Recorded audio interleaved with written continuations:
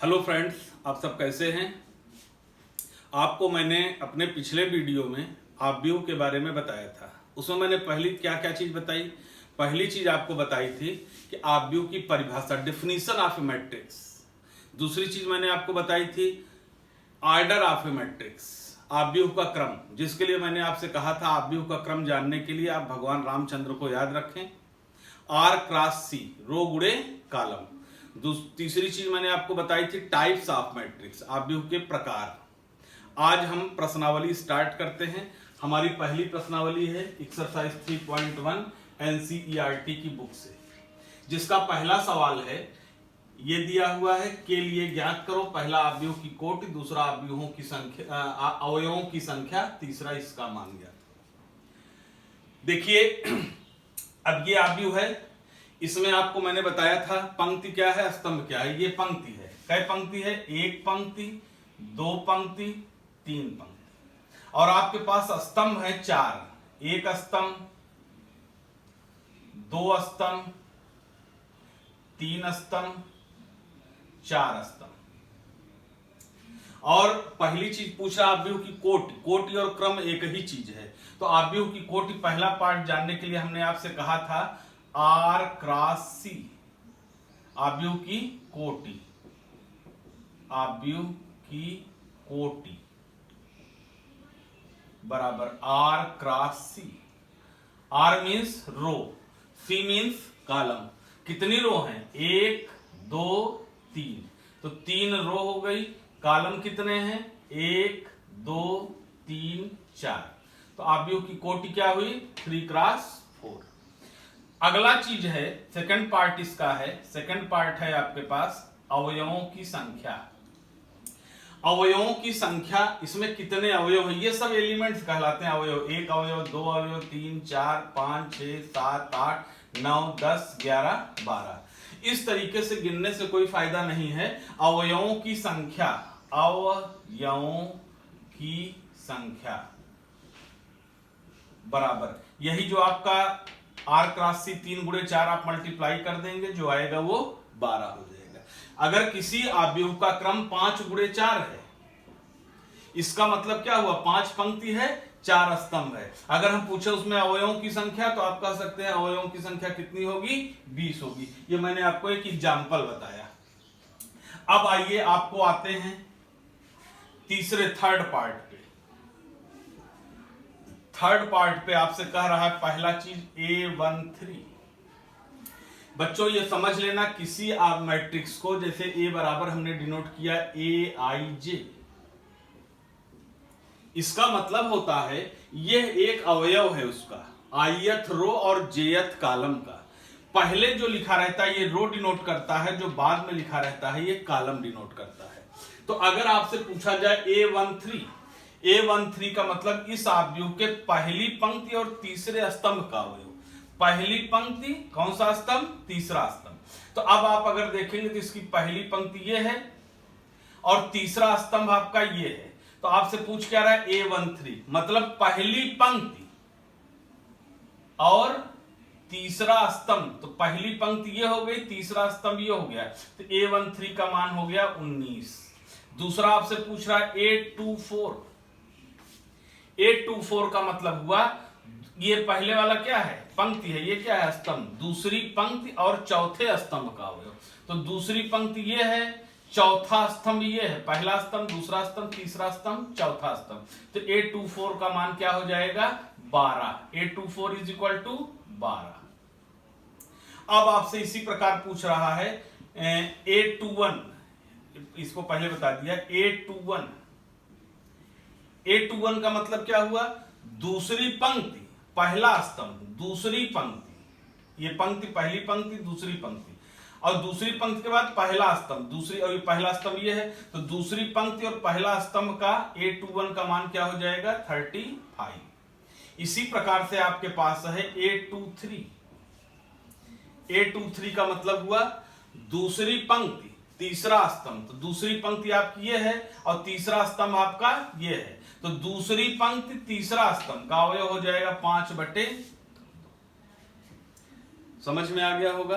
पहला सवाल कंप्लीट हुआ। ठीक, अब इसके बाद आपको हम बताते हैं दूसरा क्वेश्चन।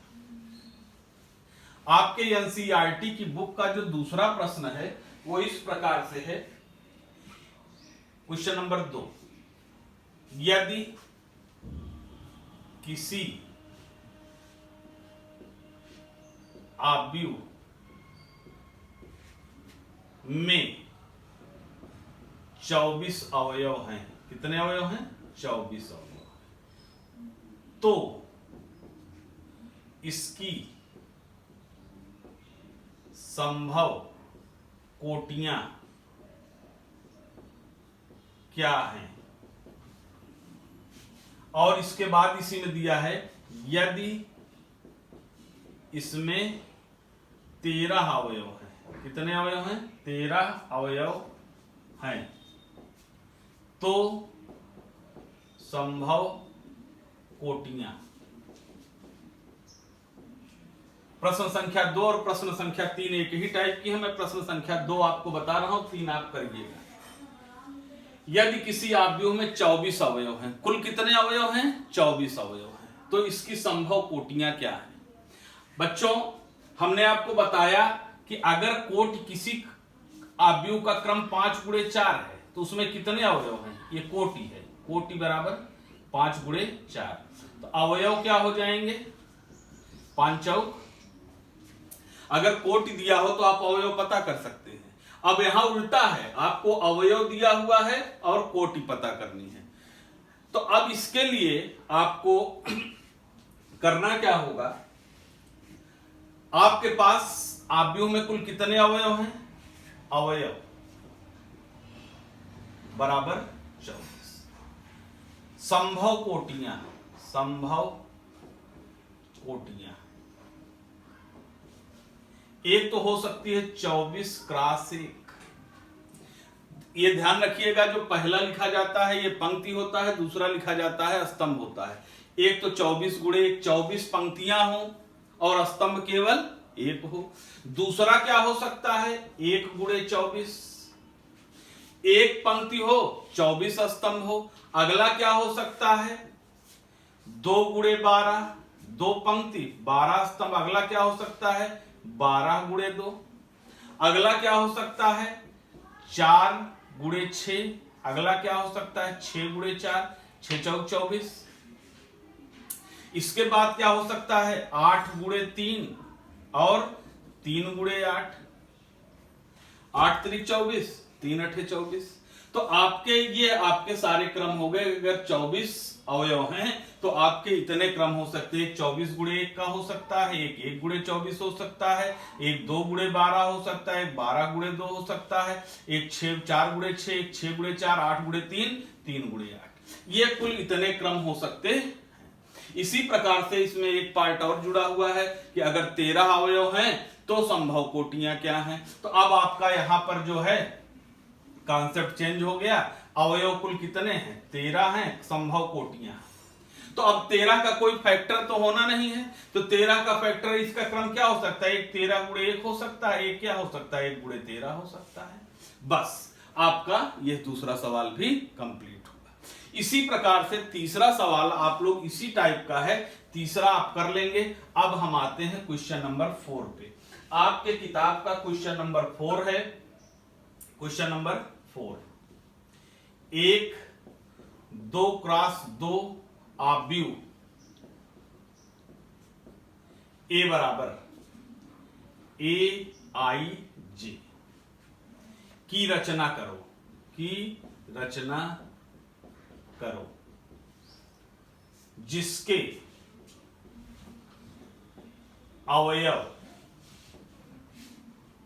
निम्न प्रकार से हैं। पहला पार्ट AIJ बराबर I प्लस J का whole square upon 2। Second part AIJ is equal to I upon J। Third part AIJ is equal to I plus 2J का होल स्क्वायर अपॉन 2। अब आप देखिए, आपको 2 क्रॉस 2 आव्यूह की रचना करनी है। 2 क्रॉस 2 के आव्यूह की रचना करनी है। अब आप देखते रहिए इसको कैसे करना है। 2 क्रॉस 2 का आव्यूह का मतलब होता है कि जिसमें 2 पंक्ति हो, 1 2 3 4, ये 2 क्रॉस 2 का अवयव है। इसको हम ऐसा लिख सकते हैं इस प्रकार से भी, A11 A12 A21 A22। ये A11 मतलब पहली पंक्ति पहला स्तंभ। तो अगर हम यहां पे कहें A11 की वैल्यू 1, A12 की वैल्यू 2, A21 की वैल्यू 3, दूसरी पंक्ति पहला स्तंभ, दूसरी पंक्ति पहला स्तंभ का अवयव 3। इसी प्रकार A22 दूसरी पंक्ति दूसरा स्तंभ A22 इज इक्वल टू 4। अब आइए यहां पर आते हैं। आपको यहां पर पहले पार्ट में दिया हुआ है Aij is equal to I plus j का होल स्क्वायर अपॉन 2। अब जैसा कि आप जान रहे हैं, किसी भी 2 क्रॉस 2 के आव्यूह में इतने एलिमेंट होंगे। कौन कौन से? A11 A12 A21 A22। अब हम A11 का मान निकालेंगे, तो यहां पर हम पहला काम लिखेंगे A11। I की जगह क्या वैल्यू आई? 1। J की जगह वैल्यू क्या आई? 1। यहां पे भी हम I की जगह क्या रख देंगे? वैल्यू 1। J की जगह 1 का होल स्क्वायर अपॉन 2। 1 1 2, 2 का वर्ग 4, 4/2 इज इक्वल टू 2। अब इसी प्रकार से हम निकालेंगे A12। क्या निकालेंगे? A12। तो I की जगह क्या वैल्यू आई? 1। J की जगह वैल्यू क्या आई? 2।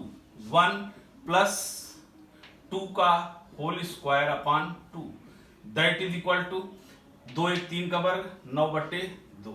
इसी प्रकार से A21 I की वैल्यू क्या आई? 2। J की वैल्यू क्या आई? 1। तो यहां I की जगह मैं कितना रखूंगा? 2।